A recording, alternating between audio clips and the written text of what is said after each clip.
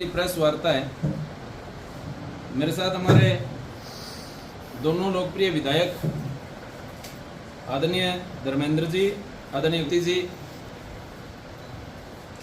और हमारे जयपुर चलो अभियान के जिला संयोजक विकास गुप्ता जी, हमारे जिला महामंत्री महावीर मेहला जी, जिला उपाध्यक्ष भाई धर्मपाल सियाग जी। आज जो विषय हमारा है कि राजस्थान के अंदर कांग्रेस की जो सरकार है वो पूरी तरह से विफल हो चुकी है। आज राजस्थान में सरकार की विफलता को लेकर जनता जो है वो त्राहिमाम कर रही है। और अब तो बस ये हो चुका है कि अब नहीं सहेगा राजस्थान, अब नहीं सहेगा राजस्थान की थीम को लेकर भारतीय जनता पार्टी लगातार आंदोलन कर रही है, लगातार जनता की बात कर रही है, जनता की आवाज उठा रही है।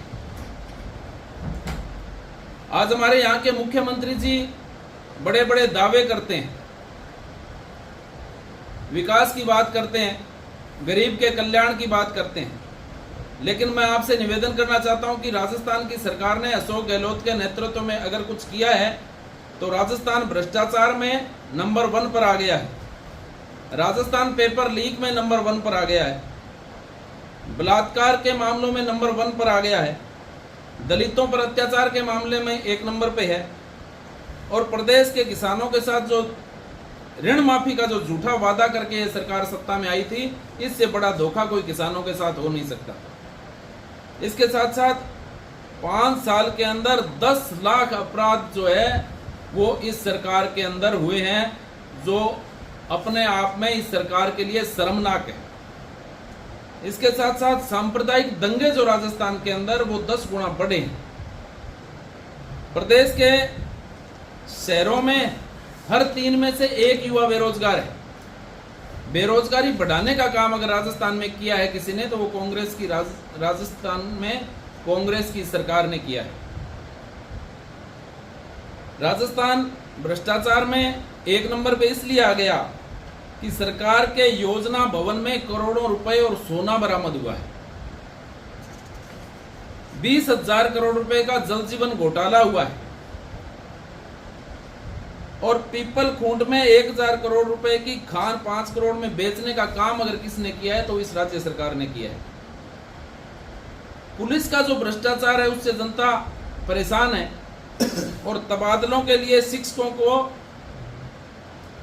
रिश्वत देनी पड़ती है। ये बात तो मुख्यमंत्री ने, हमारे दोनों विधायकगण बैठे हैं विधानसभा में, और अपनी मीटिंग्स में मुख्यमंत्री ने खुद बात स्वीकार करी है, और उनके जो पूर्व अब वर्तमान जो मौजूदा उनके जो प्रदेश अध्यक्ष है उनको यश करवाया है, और टीचर्स को उनके सामने पूछा कि आपको रिश्वत देनी पड़ती है। साइबर क्राइम में राजस्थान 1 नंबर पे पहुंच गया। 7500 निर्दोष नागरिकों की हत्या अगर कहीं पर हुई है तो वो इस राजस्थान में हुई। 5 साल में 1,90,000 अपराध महिलाओं के खिलाफ हुए हैं। राजस्थान में गैंगवार जो चरम सीमा पर है, और कर्जे में जो किसानों की जमीन नीलाम, करीब 19,000 किसानों की जमीन को नीलाम करने का काम अगर किसने किया है तो इस राजस्थान की सरकार ने किया है। फसल खराबे का कोई मुआवजा नहीं, किसान की बाजरे की फसल एमएसपी के नीचे बेचने पर मजबूर राजस्थान में, हरियाणा में हमारे से तेज बिक रही है। 5 साल में किसानों को मिलने वाली बिजली के दाम दुगने कर दिए, और लंपी वायरस से 12.5 लाख गौ माता प्रभावित हुई। ये गौ माता का पाप जो है वो अशोक गहलोत को और इस राजस्थान की सरकार को लगेगा। बलात्कार में नंबर 1 राजस्थान, और 17 घटनाएं प्रतिदिन बलात्कार की राजस्थान में हो रही है। इससे ज्यादा कांग्रेस के लिए कोई शर्मनाक बात नहीं हो सकती। और देश में 22% बलात्कार के मामले देश के जो हुए हैं वो इस सरकार के अंदर हुए हैं। बहन बेटियों का स्टाम्प के पेपर पर सौदा, इस प्रकार की जो राजस्थान मीराबाई और पन्ना दाई के नाम से जाना जाता था, उस राजस्थान के अंदर इस प्रकार का घिनौना काम, बहन बेटियों को स्टाम्प के पेपर सौदे का काम अगर कहीं हुआ है तो इस कांग्रेस की सरकार के नाक के नीचे हुआ है। पुलवामा शहीदों के विधवाओं के साथ किस प्रकार से बदसलूकी की और इस प्रकार उनको अपमानित किया, वो मुख्यमंत्री के सामने सारा कुछ हुआ। और 12 से ज्यादा महिलाओं के पैर चोरों ने काट दिए, इससे ज्यादा शर्मनाक कोई बात हो नहीं सकती। तो इस प्रकार से राजस्थान के अंदर आदिवासियों पर, दलितों पर जो अपराध बढ़े हैं वो अपने आप में शर्मनाक है। और बहुत ज़्यादा कांग्रेस को जिस प्रकार से एक उम्मीद के साथ जनता ने उस दौरान वोट दिए थे, लेकिन सबसे बड़ी धोखेबाज और सबसे बड़ा जुमलेबाज अगर कोई मुख्यमंत्री है तो राजस्थान के अशोक गहलोत साहब हैं। और झूठे वायदे करके उनके सबसे बड़े नेता राहुल गांधी जी ने किस प्रकार से किसानों को ठगने का काम किया, इससे ज्यादा कोई शर्मनाक बात हो नहीं सकती। सांप्रदायिक दंगे 10 गुना बढ़े। जयपुर के बम ब्लास्ट के हत्यारे बरी हो गए और उन जो बम ब्लास्ट के अंदर जो शहीद हुए थे उनके बेचारों का कोई कसूर नहीं था, लेकिन इस सरकार ने बिल्कुल आंखें मूंद ली। सालासर का राम दरबार और अलवर के शिवलिंग जैसे धार्मिक स्थलों को विध्वंस इन्होंने कर दिया। और हिंदू त्योहारों पर धारा 144 और शोभा यात्राओं पर प्रतिबंध लगाने का काम अगर किसने किया है तो इस सरकार ने किया है। और कन्हैयालाल तेली जैसे निर्दोष लोग सांप्रदायिकता के शिकार हुए, इससे ज्यादा शर्मनाक कोई बात हो नहीं सकती। अवैध खनन के चलते संत श्री विजयदास जी ने आत्महत्या की और रुक गया विकास, जन जन परेशान, तुष्टीकरण ने छीनी आन। इस प्रकार का शर्मनाक कृत्य अगर किसी ने किया है तो इस राजस्थान की सरकार ने किया है। 5 लाख करोड़ रुपए के कर्ज के अंदर धकेलने का काम इस राजस्थान की सरकार ने किया है। 14% स्कूलों में बिजली एवं 90% स्कूलों में कंप्यूटर नहीं। विकास के नाम पर सिर्फ खोखली और थोथी बातें मुख्यमंत्री जी ने की है। ग्रामीण क्षेत्रों में 3500 पद डॉक्टर्स के खाली हैं और 90% सरकारी कॉलेजों में प्राध्यापक नहीं है। इस प्रकार का पूरे प्रदेश भर में आज हम जवाब मांग रहे हैं अशोक गहलोत से और कांग्रेस सरकार से कि जनता के साथ आप अन्याय कर रहे हैं और गद्दी खाली करो कि जनता आती है। इस आह्वान के साथ आने वाली 1 अगस्त को हम सचिवालय का घेराव हमारे प्रदेश नेतृत्व के, हमारे यशस्वी प्रदेश अध्यक्ष सीपी जोशी जी के नेतृत्व में, हमारे केंद्रीय नेतृत्व के नेताओं के नेतृत्व में बहुत बड़ी तादाद के अंदर जिले से यहाँ से कार्यकर्ता जाएंगे और 1 अगस्त को जयपुर चलो का आह्वान हम करते हैं कि हर कार्यकर्ता सरकार को घेरने के लिए वहाँ पर जयपुर पहुँचेगा और सरकार से जवाब मांगेगा। ये दोनों कार्यक्रम लेकर के आपके बीच में जिस प्रकार से राजस्थान के अंदर मेरे से पूर्व जिलाध्यक्ष ने आपको बता दिया किस प्रकार का भ्रष्टाचार का तांडव है, किस प्रकार के माताओं और बहनों की इज्जत लूटी जाती है और किस प्रकार से सरकारी कार्यालयों में ब्यूरोक्रेसी है, इन बारे में बताया। इन सब बातों को लेकर के विधानसभा में इस मतलब सरकार को खूब घेरा और मुख्यमंत्री जी सदन में 5-6 दिन विधानसभा चली, मुख्यमंत्री एक दिन नहीं है जवाब दे, मुख्यमंत्री अपनी समझता भी नहीं है। और जिस प्रकार से आपने एक बहुत बढ़िया बात कही कि लाल किताब, उस लाल किताब में वो ब्यौरा था जिस प्रकार से अशोक जी गहलोत ने लगातार होटलों में राज करके किस प्रकार से खरीद फरोख्त की और किस प्रकार से राज्यसभा के अंदर और अपनी सरकार बचाने के लिए धन बल के प्रयोग किया, उस बात का वो सबूत था। और वो सबूत हमने नहीं दिया, वो सबूत मुख्यमंत्री खुद ने दिया कि जब ईडी का छापा पड़ा था तब वहाँ ये लोग वो किताब लेकर के आए थे और उसको माननीय पूर्व मंत्री महोदय गुड्डा जी उसको अपने कब्जे में ले लिया। उसी के बाद उनके साथ करकरार बढ़ते गए और ये बढ़ गए कि तब बात सदन में चली कि भी मणिपुर की बात आई, तब गुड्डा जी ने कहा आप मणिपुर की बात क्यों रखे रहे हो, आप राजस्थान की स्थिति के बारे में बताओ ना। यहाँ कौन सुरक्षित है, माता और बहनें, कोई भी किसी प्रकार की सुरक्षा नहीं है, किसी प्रकार की कोई बात नहीं है। आप राजस्थान पर चर्चा क्यों नहीं करते, आप राजस्थान के प्रति जवाबदेह क्यों नहीं हो और उसी बात को लेकर के उनको प्रकाशित करते। अब लाल किताब के अंदर आपको ही पता है जो कुछ हुआ उसका हिसाब किताब है और वो लाल किताब खुलेगी, निश्चित बाजार में आएगी और उसके अंदर ये क्लियर हो जाएगा कि कांग्रेस के ताबूत में वो कील है। जिस प्रकार से भ्रष्टाचार के रूप में पैसे इकट्ठे करके खरीद फरोख्त की, वो बात उस लाल किताब में है। और किस प्रकार से किन किन को कितनी राशि उपलब्ध कराई, वो उसकी लाल किताब में वो बात है। यही मैं कहना चाहता हूँ, लाल किताब का जो है ये चुनाव तक चलेगा। और लाल किताब की जो बात आई है वो एक एक मार्केट में आएगी, ये मुझे विश्वास है। जिस प्रकार से गुड्डा जी जिस विश्वास के साथ कह रहे हैं, उसका सारा लेखा जोखा उस लाल किताब में है। इनके तो जो कर्म की है उस लाल किताब के अंदर है, और इनका जो कर्म वो ठीक है, इनके कर्मों में तो लाल किताब का फूटेगा, निश्चित फूटेगा 2023 में, और ये सरकार अलविदा होगी। इसके साथ साथ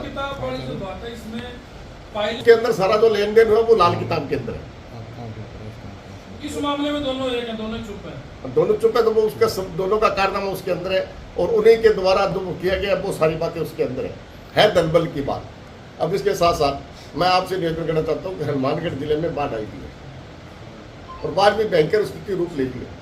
मैं लगातार तटों पर गया हूँ, बंदे पर गया हूँ, और भी गए हूँ, पर मैं ठीक है प्रशासन को धन्यवाद देता हूँ कि अपने स्तर पर गए, पर राजस्थान सरकार की इस ओर किसी प्रकार का ध्यान नहीं दिया गया है। और मैं और आदरणीय भाई साहब गुरदीप सिंह साहब दोनों हम बाढ़ मंत्री से मिले थे, पर उसके दिमाग में नहीं था कि वहाँ के लोगों की स्थिति क्या है।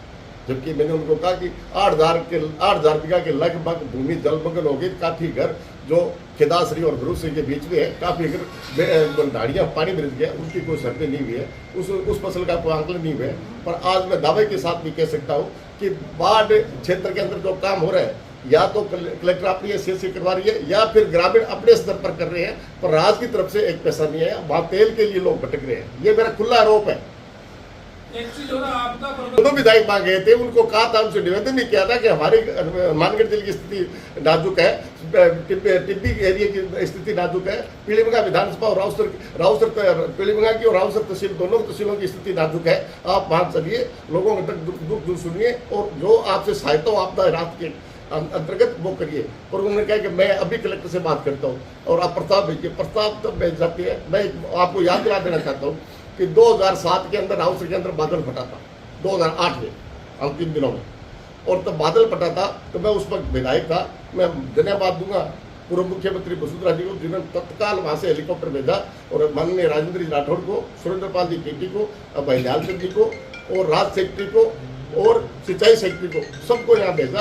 और उसी पर वहाँ सर्वे की टीम लगाई, 10 करोड़ रुपये की घोषणा हुई, जिसके कारण से जो नुकसान हुआ उसकी भरपाई हुई, जिस जनमानस की हानि हुई उनको भी सहायता हुई, और सड़कों के पैसे, सड़कों की वापस रिकार्पण करने के लिए या उनका उद्धार करने के लिए पैसे मिले, और जो फसलें डूबी थी उनको पैसे मिले।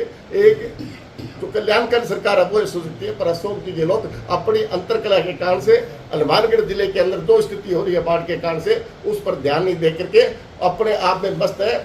उनको हनुमानगढ़ की जनता याद नहीं है, जो यहाँ की जनता जो दुख तकलीफ झेल रही है उसको उनको कोई याद नहीं है। पर मैं निश्चित कहता हूँ कि 2023 के विधानसभा चुनाव में निश्चित हनुमानगढ़ की जनता अशोक गहलोत और कांग्रेस के ताबूत में कील ठोकेगी, और यहाँ जो पांचों विधानसभा सीटें हैं वो भारतीय जनता पार्टी जीतेगी। जय भारत जय।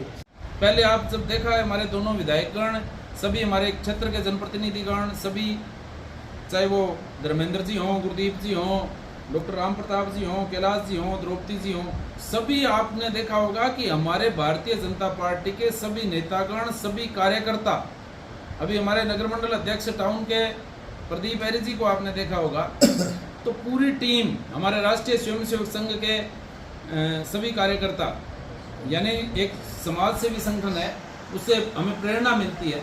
तो किस प्रकार से सभी कार्यकर्ताओं ने दिन रात एक कर ठीकरी पहरा रात को घग्गर पे दिया।